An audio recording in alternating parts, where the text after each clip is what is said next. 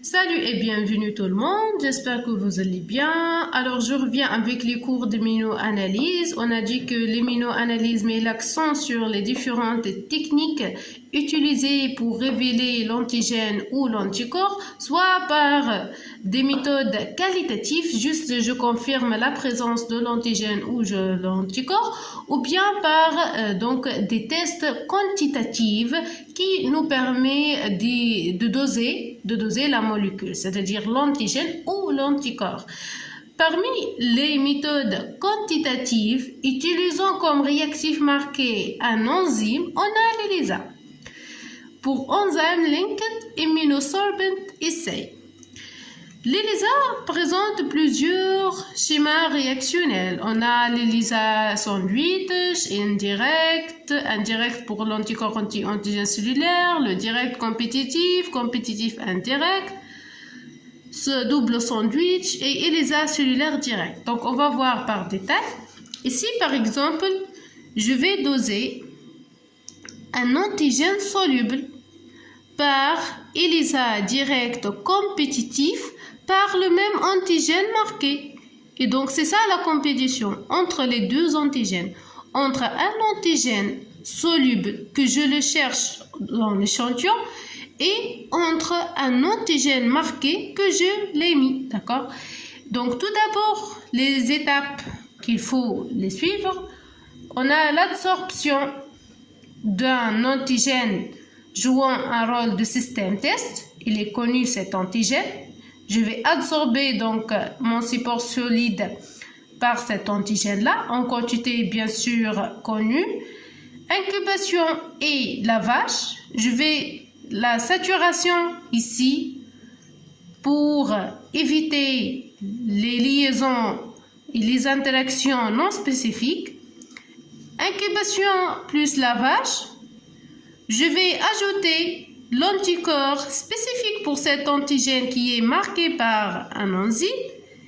Je vais incuber et lavage pour éliminer l'excès de l'anticorps non fixé. Puis je vais ajouter l'échantillon à étudier, c'est-à-dire l'échantillon dans lequel je cherche la présence ou l'absence de l'antigène. Donc si l'antigène est présent dans l'échantillon, il y aura une compétition entre les deux antigènes pour se fixer sur cet anticorps. Et donc, comme vous voyez ici,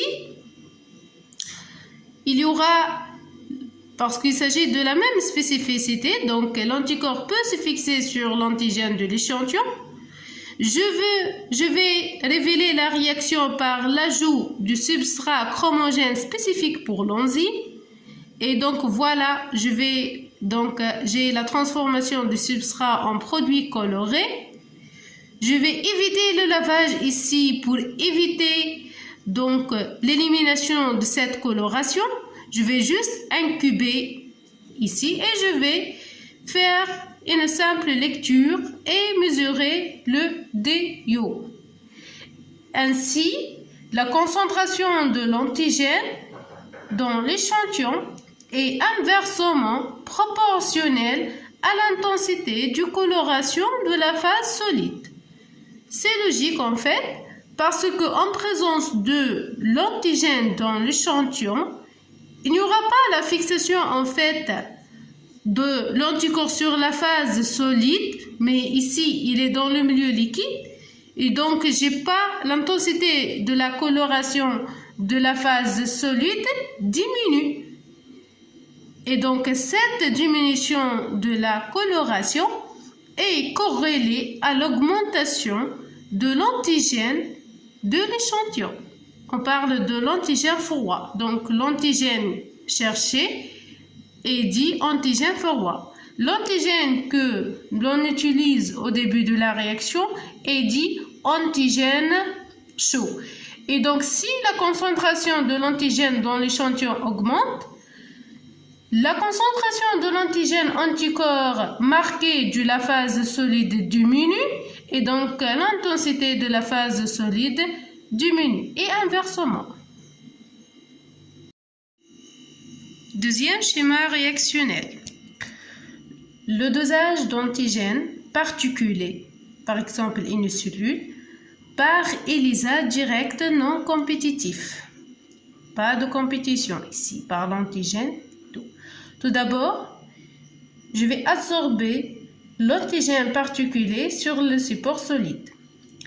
Incubation et lavage, je vais ajouter la molécule et pour la saturation, incubation et lavage, je vais ajouter l'anticorps spécifique pour cet antigène marqué par une enzyme. Je vais incuber et lavage pour éliminer l'excès de l'anticorps non fixé sur l'antigène.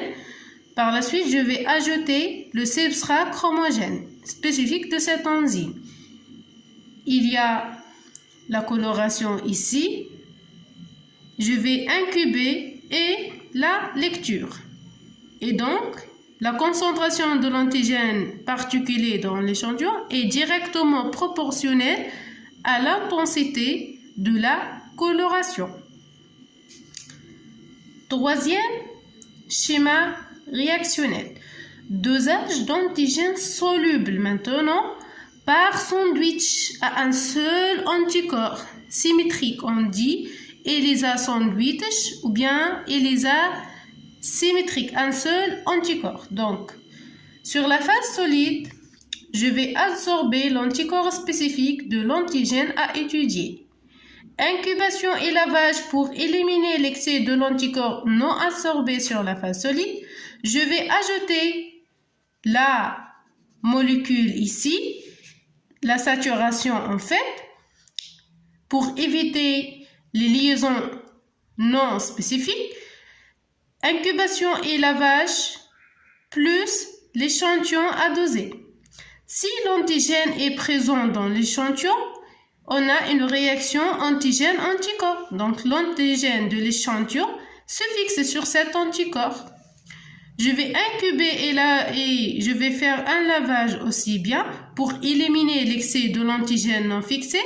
Et je vais révéler la présence de cet antigène par un second anticorps de révélation marqué par une enzyme. C'est une première révélation, on dit. Voilà donc, il est sandwich entre deux anticorps, l'antigène et entre deux anticorps. C'est ça, on parle de sandwich à un seul anticorps parce que un seul anticorps de révélation. Je vais incuber et laver pour éliminer l'excès de l'anticorps de révélation non absorbé sur l'antigène. Et je vais ajouter le substrat chromogène pour l'enzyme. Je vais voir l'émission de la coloration. C'est une deuxième révélation en fait grâce à cette enzyme. Dans le cas d'antigène soluble, jamais faire un lavage.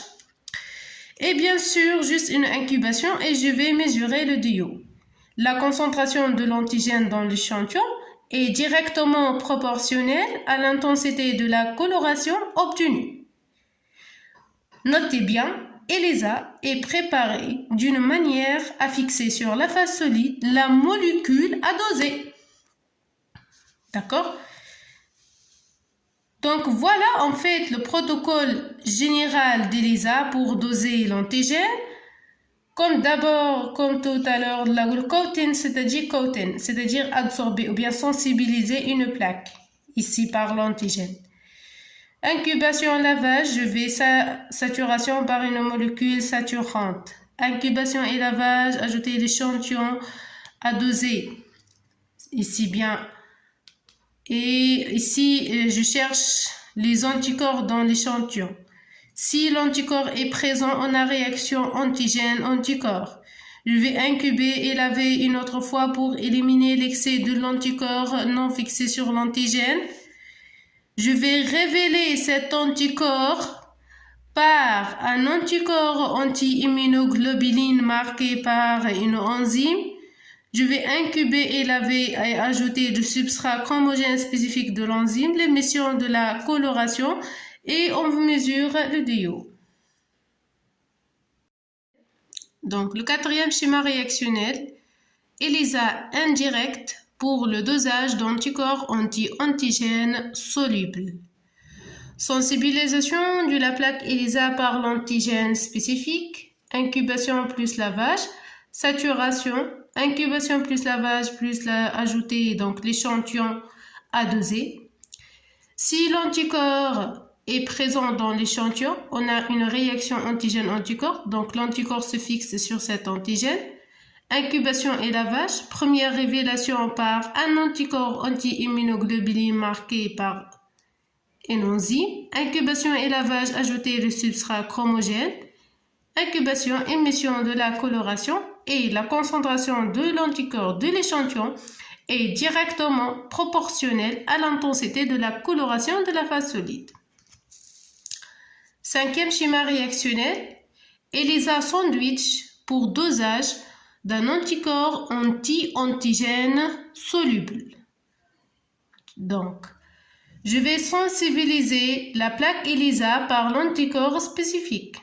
Incubation et lavage plus saturation et j'ajoute l'échantillon à doser. Si l'antigène est présent dans l'échantillon, on a une réaction antigène-anticorps. Incubation plus lavage, pour éliminer l'excès d'antigène non fixé bien sûr, je vais ajouter le sérum à doser. Ici, je vais chercher un anticorps anti-antigène soluble parce que je suis en train de chercher un anticorps présent dans l'échantillon par l'intermédiaire d'un antigène. D'accord? Donc, je vais ajouter l'anticorps. Donc, si on a donc, dans le sérum des anticorps, cet anticorps-là se fixe sur l'antigène. D'accord? Et donc, pour révéler s'il y a donc fixation, s'il y a la présence de cet anticorps dans le sérum, je vais révéler par un anticorps anti-immunoglobuline marqué par une enzyme. Par la suite, je vais ajouter le substrat chromogène. Si j'ai une coloration, donc directement on pense que l'anticorps est présent dans le sérum.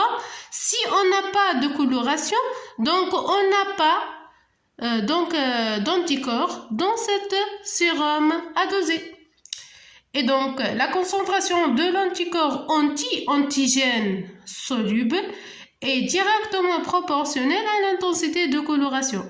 Généralement, tous les essais sandwich des techniques ELISA sont corrélés positivement avec donc l'intensité de signal de la phase solide, avec l'intensité en fait de la coloration, c'est-à-dire. Pour le sixième schéma réactionnel, ELISA indirect pour dosage de l'anticorps anti-antigène particulé. Donc, je vais sensibiliser le plaque par l'antigène particulé, par exemple une cellule. C'est ça en fait la différence entre un antigène particulé ou soluble. Un antigène particulé comme les cellules par exemple. Un antigène soluble tel que les hormones, et les interférons, les cytokines, c'est ça en fait. Donc, incubation et lavage, saturation, incubation et lavage, j'ajoute donc l'échantillon quand on a des anticorps, ou bien non, je cherche en fait la présence de l'anticorps dans cet échantillon. Si on a des anticorps, il y a la formation de complexes humains antigène-anticorps. Incubation et lavage, je vais ajouter le premier marqueur de révélation, qui est l'anticorps anti-immunoglobuline marqué par une enzyme, qui va se fixer sur le fragment FC de cette immunoglobuline de l'échantillon. Incubation et lavage, je vais ajouter le substrat chromogène. Émission de la coloration, incubation et lavage. Donc, dans le cas d'antigène particulé, on peut faire le lavage après l'ajout de substrat chromogène. Mais en cas d'antigène soluble, jamais faire un lavage. D'accord? Ici, parce que la coloration, elle est insoluble. L'antigène est un antigène particulier, d'accord? Donc, la coloration, elle est insoluble, donc il est possible de faire un lavage. Et voilà. Et donc, normalement, la concentration donc, de l'anticorps anti-antigène particulé est directement proportionnelle à l'intensité de la coloration de la phase solide. Je finis par le septième schéma réactionnel. Je vais doser un antigène soluble par ELISA compétitif indirect, c'est-à-dire par le même anticorps marqué. C'est pour cette raison qu'il est indirect. Parce qu'en cas d'ELISA compétitif direct, je vais utiliser le même antigène marqué. Mais en cas d'ELISA compétitif indirect pour le dosage d'un antigène soluble, je vais utiliser le même anticorps marqué. Donc, comme toujours, les mêmes étapes. Tout d'abord, l'absorption sur la phase solide de l'antigène spécifique connu. Incubation et lavage, la saturation. Incubation et lavage, puis j'ajoute l'anticorps spécifique de l'antigène, la réaction antigène-anticorps. Incubation et lavage, je vais ajouter l'échantillon à étudier. Est-ce qu'il contient ou non l'antigène à chercher? Si on a l'antigène dans l'échantillon, il y a la compétition entre l'antigène préalablement fixé sur la phase solide et l'antigène de l'échantillon pour se fixer à l'anticorps spécifique. Et donc, j'ai deux types de complexes humains ici. J'ai des complexes humains donc solubles au niveau de la phase liquide et j'ai des complexes humains donc insolubles ou bien ce qui sont fixés sur le support solide. Pour la révélation et après incubation et lavage, je vais ajouter bien sûr un anticorps anti-immunoglobuline marqué par une enzyme. Et donc sur la phase solide ici j'ai l'antigène de l'échantillon. Par exemple, je mets que l'antigène donc de l'échantillon réussit à prendre la place de l'antigène froid. Donc voilà, il forme comme ça. Et donc l'anticorps de révélation va se fixer sur le fragment FC de cet donc anticorps. Et je vais ajouter alors le substrat chromogène. Puisqu'il s'agit d'un antigène soluble, donc la coloration elle est soluble. Et donc je vais faire juste une incubation et pas de lavage. Je vais mesurer le DO. La concentration de l'antigène soluble dans l'échantillon est directement proportionnelle à l'intensité de la coloration. Il faut juste ici noter une remarque qu'il y a différence entre les anticorps utilisés dans un ELISA de double capture, l'antigène que chaque anticorps reconnaît, la classe auquel chaque anticorps appartient, le déterminant antigénique reconnu par chaque anticorps, l'avidité à laquelle chaque anticorps se lie à l'antigène et la concentration de chaque anticorps. Et merci pour votre attention.